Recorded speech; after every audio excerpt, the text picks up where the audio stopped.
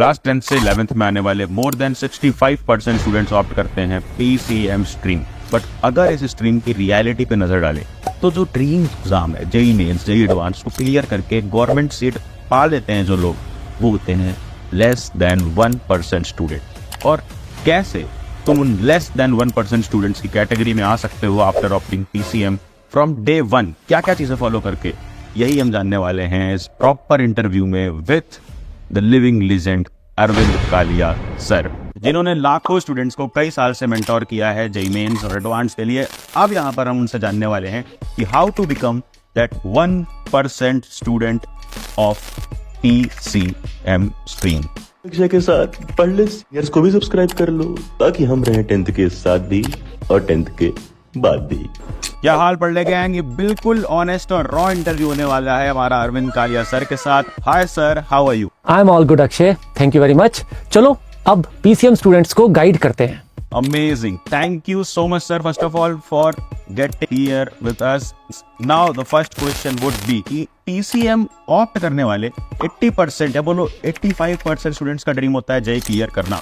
But JEE clear करना हो या क्लास 11th में PCM लेने के बाद आगे कुछ और करना हो, कोई और कॉम्पिटिटिव एग्जाम के लिए प्रिपेयर करना हो, क्या एक माइंडसेट में और हैबिट में चेंज आना चाहिए क्लास 10th जैसी बेसिक क्लास से 11 जैसी कॉम्प्लेक्स क्लास में आने के बाद? 3 मेजर फर्क आते हैं या आपको पता होना चाहिए कि ये फर्क आएंगे।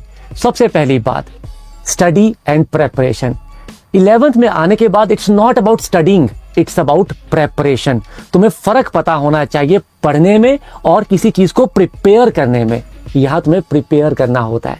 दूसरा, अब ये मैटर नहीं करता टीचर ने कितना करवाया, मैटर ये करेगा कि तुमने कितना किया। तुम्हें खुद रिस्पॉन्सिबिलिटी लेनी होगी, ना कि ये सोचना होगा कि जितना मुझे करवा दिया मैं तो वो करूंगा, दैट्स इट। गलत। तीसरा, जो एग्जाम देने जा रहे हो IIT JEE, you need to have right exposure about it. बहुत सारे बच्चों को बहुत लेट जाकर पता लगता है कि ये एग्जाम जो है IIT JEE का, ये क्या भला है।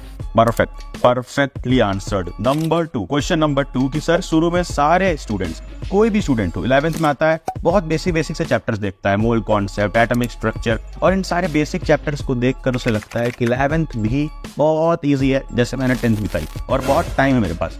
बट एक्चुअली हालात वैसे होते नहीं है, टाइम इतना होता नहीं है और शुरू में टाइम वेस्ट करते हैं स्टूडेंट्स। मोस्टली कई सारे अलग अलग डिफरेंट वीडियो लेक्चर्स देखते हैं एक ही चैप्टर का, कई सारे नोट्स बनाते हैं और टाइम वेस्ट करते हैं। अब इस बात पे आप क्या बोलना चाहोगे कि कैसे कम से कम टाइम देके एक चैप्टर को टाइमली खत्म करना है for school exams and for JEE mains? तो चलो 2 पॉइंट बताता हूँ, ये पूरा मुद्दा ही खत्म हो जाएगा। देखो चैंपियंस, कोई भी अगर कंपटीशन की प्रेपरेशन शुरू कर रहे हो ना, neither it has to start with under confidence, भाई ये मेरे को ही मुश्किल लग रहा है या सबको ही मुश्किल लगता है, nor it has to start with over confidence, भाई ये मेरे को ही आसान लग रहा है या सबको ही आसान लगता है। It has to start with the right confidence, और उसके लिए एक राइट गाइडेंस चाहिए होती है। जैसे चैनल पे अक्षय भैया भी तुमको गाइड करते हैं टाइम टू टाइम। उन वीडियोस को जब देखते हो ना, तो वहां से इन चीजों को डिराइव किया करो कि ये चीज किस लेवल पे है और क्या चीज डिमांड करती है। उसके हिसाब से एक राइट कॉन्फिडेंस क्रिएट किया करो चीजों को स्टार्ट करने के लिए। दूसरी बात, beginning chapters, no doubt they are fundamental chapter, very important chapter, पर बच्चा एक गलती करता है, बहुत पढ़ता है पर गलती करता है, वो उसे पढ़ रहा होता है कमिंग टेस्ट के लिए। बेड़ा गर्क, बेटा आपको ये जो बिगिनिंग फंडामेंटल चैप्टर्स हैं, इनको पढ़ना है एक चीज दिमाग में रखते हुए कि ये चैप्टर पूरा साल हर एक चैप्टर में काम आने वाले हैं। तो मुझे इसे ऐसे पढ़ना है कि मैं उसको पूरा साल लगा पाऊं, ये कहां भी लगे मुझे आता हो। That's the whole idea. Perfect. Now let's jump to the most asked question. ये सारे जब सारे स्टूडेंट्स 11th में आते हैं, कोचिंग्स में एनरोल करते हैं, तो वहां पर इन्हें मिलती है मॉड्यूल्स, कोचिंग मॉड्यूल्स। बट कई सारे भैया दीदी और टॉपर्स रिकमेंड करते हैं कि कुछ और बुक्स ले लो, तो ये बुक्स भी ले लेते हैं अलग अलग सब्जेक्ट की, चाहे वो केमिस्ट्री हो, चाहे वो फिजिक्स हो या फिर मैथमेटिक्स हो। और तो और एक बुक जो छोड़ ही नहीं सकते चाहते हुए भी इज NCERT। तो सर NCERT को किस तरह से पढ़ना है फॉर जेईई मेंस, एंड उसके साथ हमें कोचिंग मॉड्यूल फॉलो करनी चाहिए अगर कोचिंग में एनरोल्ड है, या फिर जो अलग अलग ऑथर्स की बुक्स होती हैं वो फॉलो करनी चाहिए? कैसे एक मटेरियल को स्ट्रिक्टली फॉलो करना है कि एंड में उस सब्जेक्ट के एक्सपर्ट बन जाए? तो बेसिकली सवाल बुक का नहीं है, सवाल है कि कौन सा कंटेंट मेरे लिए सही है। वेल अगर पहले तो जनरल बात करें, एक स्टैंडर्ड जो माना जाता है केमिस्ट्री में एनसीईआरटी प्लस आपका कोचिंग मॉड्यूल, ये आपको करना चाहिए। फिजिक्स में HC Verma is good enough, NCERT will not really be very helpful.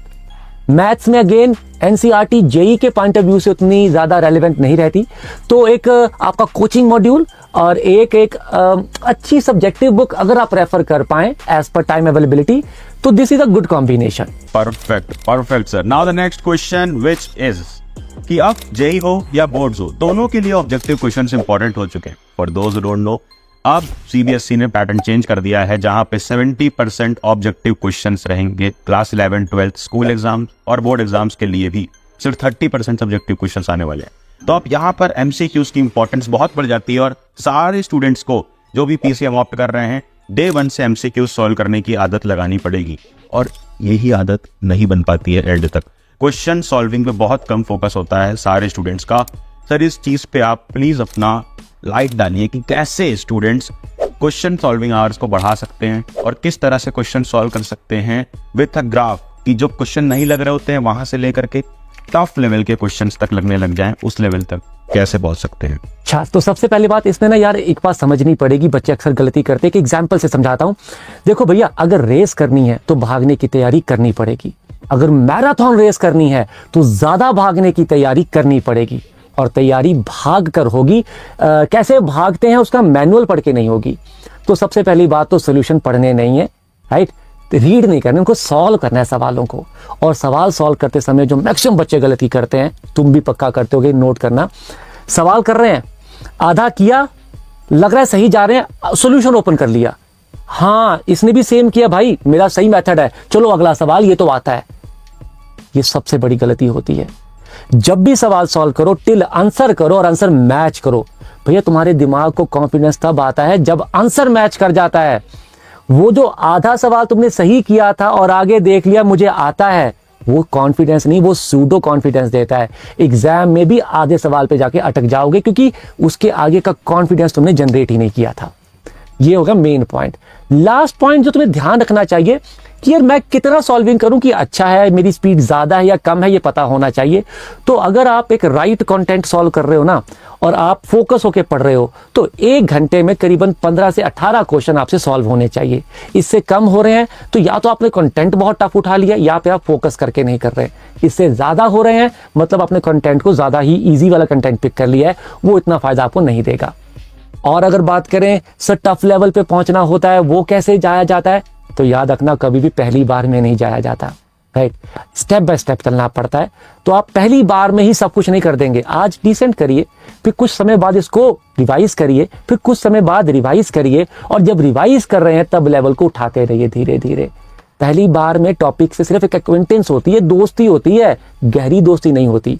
गहरी दोस्ती होती जब बार बार मिलते हो, बार बार उससे बातें करते हो, भाई क्या है कॉन्सेप्ट, फिर बार बार समझ के बार बार करके वो गहरी दोस्ती होती है कि अब इसके बारे में कुछ भी पूछो, इसके बारे में सब जानता हूं, ये मेरा गहरा दोस्त बन गया है।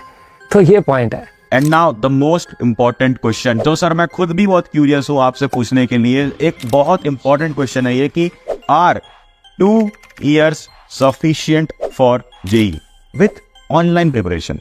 देखो यार, अगर तो कायदे से करो तो yes, otherwise it's a lot to be done in these 2 years। आसान नहीं होता, बट हाँ जैसे तुम अब ये वीडियो देख रहे हो, राइट, तो तुम यहाँ से एक एक्सपोजर ले रहे हो कि what is this preparation all about, 11th में आने का मतलब क्या होता है, बच्चे गलती क्या करते हैं, हमने क्या गलती नहीं करनी। अगर इन चीजों को जानते हो और प्रैक्टिस भी करते हो तो भाई तुम्हें कोई नहीं रोक सकता इन 2 साल के बाद अपने ड्रीम कॉलेज में जाने से। अदरवाइज भाई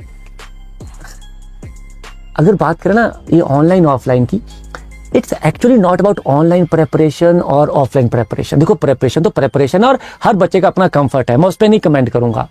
बट एक बात पक्के से कहना चाहूंगा कि आज की डेट में क्या मर्जी पढ़ो, ऑनलाइन या ऑफलाइन, एक ऑनलाइन सब्सक्रिप्शन आपको लेना चाहिए जरूर। वहीं से पूरा पढ़ते हो वेरी गुड, क्योंकि आज की डेट में बहुत ज्यादा इकोनॉमिकल हो गए हैं। 5-6 हज़ार में एक फुल ईयर का प्रेपरेशन आपका हो जाता है, राइट, तो इट्स वेरी गुड। और अगर आप ऑफलाइन भी हैं तो भी ये सब्सक्रिप्शन आपके पास है, मतलब आप घर पे बैठे हैं जहां पे आपके वहां से ऑफिस से टीचर्स नहीं आ सकते कोई डाउट क्लियर करने या कुछ भी आपकी प्रॉब्लम है, आपको कोई टॉपिक रिवाइज कराने के लिए। वहीं ये सब्सक्रिप्शन आपके पास जब होती है तो आप घर बैठे बैठे कोई भी चीज दोबारा से पढ़ सकते हो, टीचर से डाउट ले सकते हो, क्वेश्चन मटेरियल ले सकते हो, एंड मतलब what not you can do. तो ये एक बहुत अच्छा एक तरह से ना लाइफ लाइन सा बन जाता है। तो एक ऑनलाइन सब्सक्रिप्शन आपके पास होना जरूर चाहिए। और हाँ, अनअकैडमी का सब्सक्रिप्शन काफी अच्छा है वैसे। और ऐसी ही एक बैच है अनअकैडमी की निम्बुस प्रो बैच, जो अभी स्टार्ट तक नहीं हुई है। बैच स्टार्ट हो रही है 31 मई से, और अभी धमाकेदार ऑफर चल रहा है जहां पर ये तुम बैच एक्सेस कर सकते हो सिर्फ 5499 में। और एक बार 5499 पे किया तो अनअकैडमी का 1 ईयर का फ्री सब्सक्रिप्शन। और तो और इस सब्सक्रिप्शन के बाद अनअकैडमी की जितनी भी बैचेस हैं IIT रिलेटेड, सारी की सारी एक्सेस कर सकते हो। 500+ लेक्चर्स, 20+ टेस्ट, और इसमें तुम्हें अरविंद कालिया सर भी पढ़ा रहे होंगे। अभी जाकर ऑफर चेक करो, लिंक डिस्क्रिप्शन में है, मिस मत करना। कॉज लिमिटेड टाइम डील है कि सिर्फ 5499 में पूरा अनअकैडमी प्लेटफॉर्म 1 साल के लिए तुम्हारा। अभी मजा आएगा ना भिड़ो। Now moving on to the next question. Why not maths when we are sitting with the maths legend? Sir, JEE mains के लिए और एडवांस लेवल की मैथ्स के लिए जो स्टूडेंट्स डे 1 से पढ़ना चाहते हैं कि उस लेवल की मैथ्स हमारी कैप्चर्ड रहे, तो उन्हें कौन कौन सी बुक्स करनी चाहिए और कौन कौन से स्टडी हैक्स फॉलो करनी चाहिए कि उनकी मैथ्स एडवांस लेवल तक की मैथ्स प्रिपेयर्ड रहे फ्रॉम डे 1?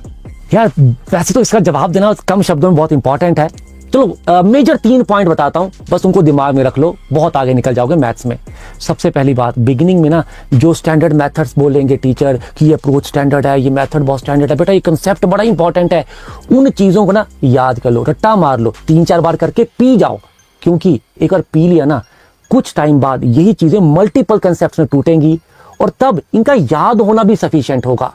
तो सबसे पहली बात, बिगिनिंग के स्टैंडर्ड मेथड्स को पी जाओ, याद कर लो। दूसरी बात, रेपिटेशन और रिवीजन का कंसेप्ट अपनी प्रैक्टिस में डालो।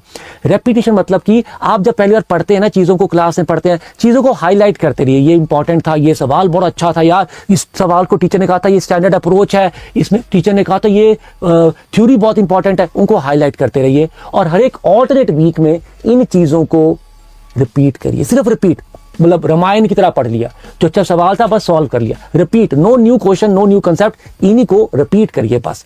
ऐसे हर एक ऑल्टरनेट वीक में करते जाइए, तो होगा क्या कि धीरे धीरे इन चीजों के साथ आपकी गहरी दोस्ती हो जाएगी। और जब गहरी दोस्ती हो जाए, इनको रिवाइज करिए। रिवाइज मतलब इन्हीं चीजों के अब हायर लेवल क्वेश्चन सॉल्व करने शुरू कर दीजिए। एडवांस की PYQ कुछ खतरनाक बुक उठा के सॉल्व किया, तो बिगिनिंग में नहीं करने खतरनाक क्वेश्चन, जब गहरी दोस्ती हो जाए तब करिए। और लास्ट, लॉन्ग टर्म विजन जो है ना, मेरे को IIT जाना है, उसे आज सोचिए कि कोई फायदा नहीं होने वाला, क्योंकि आज तो ये टेंशन देगा, यार ये सवाल तो मुझसे हो नहीं रहा और IIT कैसे जाऊंगा। भैया लॉन्ग टर्म विजन है, गुड, आपको इस पे फोकस नहीं करना। आपको मेरे इस हफ्ते का माइलस्टोन क्या है, मेरा इस महीने का माइलस्टोन क्या है, उस पे फोकस करना है और उसको खत्म करना है। अगर ये 3 चीजें करोगे, मैथ में काफी आगे निकल जाओगे। Thank you so much sir. I hope PCM students के सारे डाउट क्लियर हो चुके हैं, और इस वीडियो में बताई गई सारी बातें अगर प्रैक्टिकली फॉलो करते हो, I can bet you will be the top 1% of PCM stream. और अगर बेहतरीन नोट्स चाहिए, कोटा के नोट्स हमारे ऐप पे, वेबसाइट पे मिल जाएंगे, लिंक मैं डिस्क्रिप्शन में दे दूंगा। नोटिफिकेशन छेड़ दे कि अगली वीडियो मिस ना हो, एंड देन जा पढ़ ले।